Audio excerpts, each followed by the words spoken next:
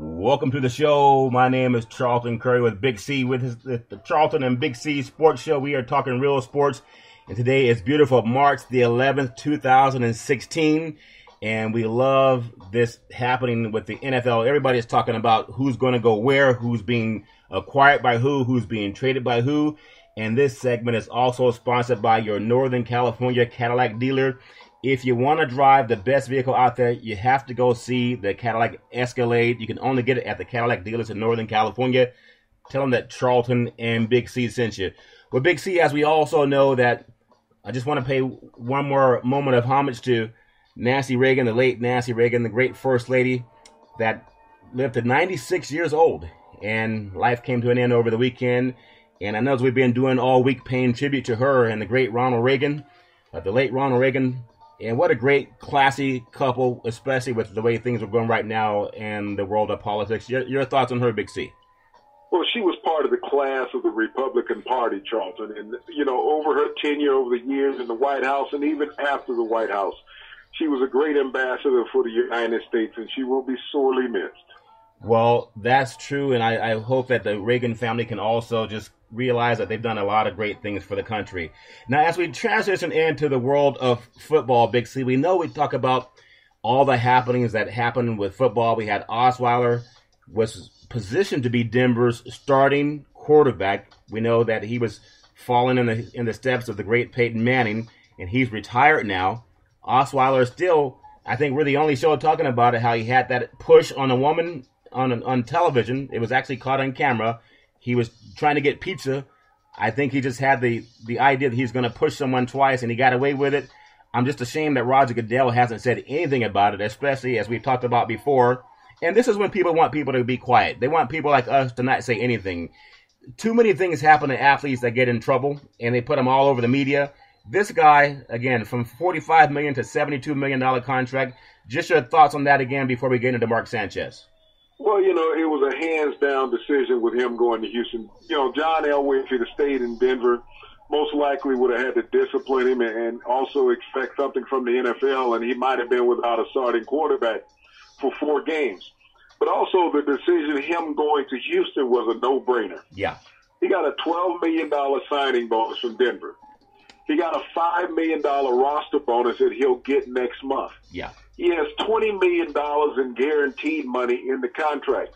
So this year he stands to make $37 million from Houston, yet Denver only put 45 on the table in totality. That's a lot of money. I guess right now, money in the NFL is like handshakes. Everybody's getting some. Now, one of the talks out here in the Bay Area, Colin Kaepernick, you know, he did take the 49ers to the Super Bowl, and it's as if people are forgetting about that. 3 years ago when he took them to the Super Bowl? Yeah, way back in ancient history, Big C.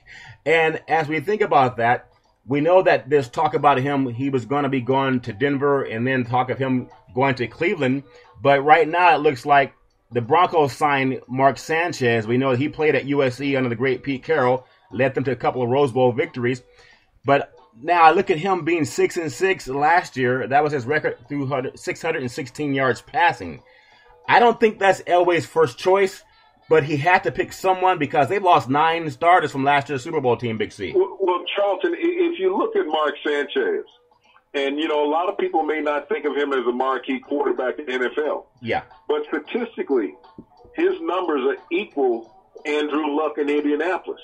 Yeah. So it's half dozen one, half dozen another. How much do you want to pay for a quarterback, or do you just want to get a quarterback who can manage your system? And that's what they went out and got with Sanchez. Now, he was a starter with the New York Jets. Yeah.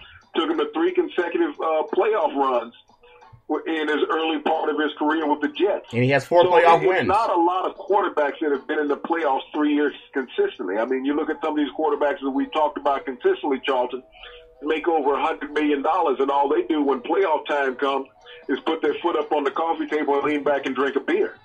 Well, let me ask you this question then, Big C. You know, Colin Kaepernick played at Nevada.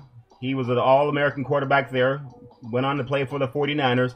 Under the tutelage of Jim Harbaugh, he became the name of the NFL. Now, ironically, he, at the same time that Seattle had their great run with Wilson. The only thing that's really changed is they have different head coaches, and the offensive coordinators are a little bit different. But I see under Chip Kelly, the talk to me is crazy. I hear some of the Northern California media saying, well, if they trade Kaepernick, they want to send him to Cleveland because he has less of a chance of being in the playoffs, therefore making the 49ers decision to release him look better. I think that's stupid thinking. They need to focus on what they can do to get better, Big C. Well, the 49ers management has dismantled that team from the Super Bowl 3 years ago, Charlton. If you look at the 49ers, there's only 3 offensive players that are left on that roster. And that's the offensive tackle Staley, number 74. Yeah. Anquan Bolden, and Kaepernick. There's 8 players from that offensive team that Jim Harbaugh and Colin Kaepernick took to the Super Bowl to play the Ravens left. So there's really no remnants of the 49ers from 3 years ago. And if you look on the defensive side of the ball, going into last season, Charlton, they had lost 7 starters that had been on that Super Bowl team. So there's really nothing. This is a team that's starting from ground zero. But when you look at Chip Kelly, when he was in college at the University of Oregon, utilized quarterbacks that looked and played similar to Colin Kaepernick. Yeah. But since he's been in the NFL, he has gone to these drop-back quarterbacks thinking that they can run his system. If Chip Kelly wants any success in the NFL, and listen to me, fans, if he wants any success, he's going to have to keep Colin Kaepernick in San Francisco. Blaine Gabbert is not the answer. He wasn't the answer in Jacksonville because after 2 years, Jacksonville drafted another quarterback and replaced Blaine Gabbert. So you bring him into San Francisco to put him in a system that he does not fit in. The 49ers are looking to go even further downhill than what they've done before. And that's what they're going to get with a Blaine Gabbert if they don't keep a Colin Kaepernick. And when you think about it, Big C, Colin Kaepernick, he's one of 3 quarterbacks, if my history serves me correctly, that has led the 49ers to the Super Bowl. Joe Montana, Steve Young, and Colin Kaepernick. Now, the only 3, Charlton. The only 3, but when you listen to these sycophants media over here, they're acting like they want to run this guy out of town when they've only had 3 quarterbacks in the history of the great organization. Not even John Brody led them to a Super Bowl. But here's a kid. John Brody didn't lead him. Jeff Garcia did not lead him to a Super Bowl. Steve DeBerg did not lead him to a Super Bowl. Even the quarterback, the old ball coach, Steve Spurrier, who was a number 1 draft pick out of the University of Florida in 1966 after winning the Heisman, never got him to a playoff game. That's good knowledge. Maybe you should appear in Bay Area media more often because Hugh Jackson, the coach right now of the Cleveland Browns, he was actually rumored to be the new head coach of the 49ers, but he saw the opportunity to go to Cleveland when he saw the dysfunction in the 49ers organization. Now, the great thing about Jackson, he rated Colin Kaepernick as the best quarterback in the 2011 draft out of Nevada, which also, Big C, included 2015 MVP Cam Newton out of Auburn. So these great coaches and these great athletes, and even when you look at Elway in Denver, what do they know that Balky and some of these guys on the West Coast that have 3 quarterbacks that have played in the Super Bowl in their organization, and they're trying to run one out of town? Well, you think about it. Blaine Gabbert was in that same draft, Charlton, and he's the only quarterback in that draft that has been traded. But when you talk about Cleveland, the possibility of Kaepernick going to Cleveland, it would probably be a great fit with Hugh Jackson. You look at the Cleveland organization also, though, Charlton, since 2011, the Cleveland Browns have had 8 number 1 draft picks. Count them, 8. When you have 8 number 1 draft picks, your franchise should have some stabilization. Yeah. But only 4 of those number 1 draft picks remain with the organization today. So they've had some problems in their front office as far as putting together the proper personnel to develop a winning piece. So maybe Hugh Jackson put that together. You remember when he was with the Raiders, he was 8-8 after 1 year, and they got rid of him. The Raiders didn't want success. Yeah. They haven't had a coach with a better record than Hugh Jackson since they fired Hugh Jackson, Charlton. No, I think that's amazing because you look at the leadership of Al Davis, and I know his son Mark right now is running the team, but I remember when I got the chance to start working around NFL, and I actually met Al Davis, and he had Al Locasell, he was his partner, and they were shrewd businessmen. But I think for the great Raiders people, and the fact Charlton, if you think about the Raiders, many people don't remember, not only was Al Davis a great owner and a Maverick, he was the original commissioner of the AFL. Yeah, that's true. That's true, and helped bridge the whole league that we have. He forced the merger between between the AFC and the NFC, he made Pete Rozelle concede that, the two leagues needed to become one.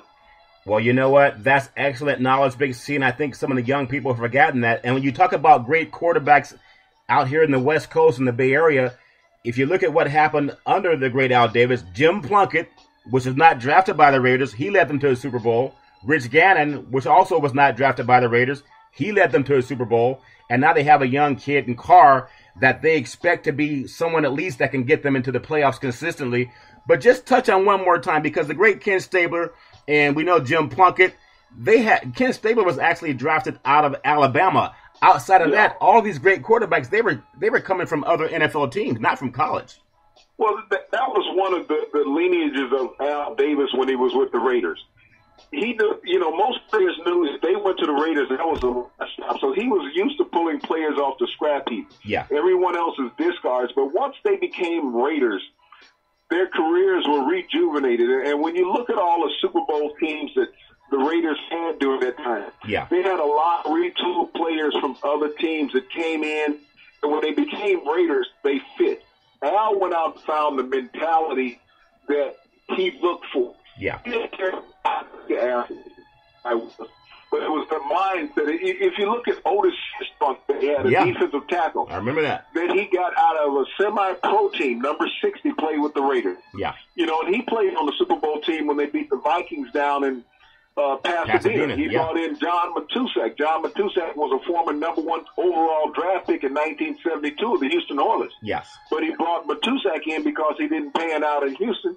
And he became a great player with the Raiders. He brought Lyle Alzado in once his career was over with the Denver Broncos. Bob Golick from Denver. Yeah. Brought him in. Made a great defensive line. Willie Hall, a linebacker out of Tampa Bay, formerly of USC. Yeah. Brought him in. All these players played well in Al Davis's regime with the Raiders. So he invented free agency, Charlton, before free agency was invented by the NFL. He brought in players that fit the system of the Raiders mentality, and they became Super Bowl champions. And when you think about what Al Davis did, and you contrast that with what the 49ers are doing right now, I know under the Bartolo they had a great run, but you think about there's so many people that study the NFL draft as if some college kid is going to come in and turn their franchise around. But I look at the great Ronnie Lott when he had his Super Bowl years with the 49ers. He also ended up going to the Raiders because of Al Davis. And we talked earlier on the program, Big C, about the great Bo Jackson. I think that is a better way to build your team and not worry about who's coming out of college, whether it's Goff out of Cal or any other new player that is going to come out of the college ranks. The best teams have been built with veteran players. There has to be something, Big C, that says veteran players are a lot more valuable than a new kid out of college. But that doesn't seem to be the case, Big C. Well, Charlton, it's been established over time. When you look at the NFL, many people won't remember there's only been one rookie quarterback to go to the Super Bowl. That was David Woodley for the Miami Dolphins against the Washington Redskins when John Reagan at that time set a Super Bowl rushing record with the Washington Redskins. Yeah. But you're not going to get a young quarterback that comes right out of college who understands the speed and the scheme of the NFL defenses. They're just so complicated. You may have some success as a rookie, but attrition will catch up with you. You have so many established veteran players out there that are just moving around, and regardless of who you bring in, even as a veteran, Charlton, you're going to take 2 years to develop continuity with a team. So you're not going to get an instant fix. All of a sudden, you bring these guys in, you're going to be in the Super Bowl next year. If you look at Denver, when John Elway started bringing in all those free agency players 4 years ago, it took them 4 years to win a Super Bowl. Yeah. Yes, you made the playoffs, but it takes 4 years to win a Super Bowl. So invest in the players now. And that's when we talked about Al Davis, Charlton. He wanted winning right now. So when he brought in these veteran players, he got instant success from it. He wasn't worried about developing a quarterback waiting for him to get better. Because when he brought in Jim Plunkett, many people don't remember, he had made a trade with the Houston Oilers for Dan Pastorini and Kenny Stabler. Dan Pastorini got hurt 3 games into the season and never saw the field again. The Raiders went on to win the Super Bowl that year versus the Eagles with Jim Plunkett at quarterback. Well, you bring up a lot of good talk right now, and I know with the